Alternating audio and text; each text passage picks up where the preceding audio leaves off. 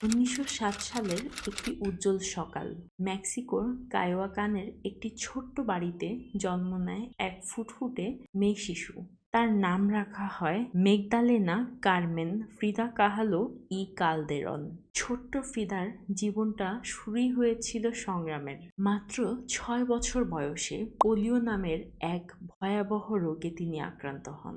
ডান পা চিকন হয়ে গিয়েছিল। বাকি জীবন তাচ্ছিল্যের সাথে তাকিয়েছিল লোকে। কিন্তু ফ্রিদা হাল ছাড়েনি। তিনি ছিলেন সাহসী, বিদ্রোহী এবং অন্যরকম এক নারী। ফ্রিদা তখন ১৮ বছর বয়সী একজন তরুণী। সে হতে চায় ডাক্তার। মুখে সবসময় তার হাসি, চোখে স্বপ্ন। কিন্তু তার ছিল এক নিষ্ঠুর জীবন।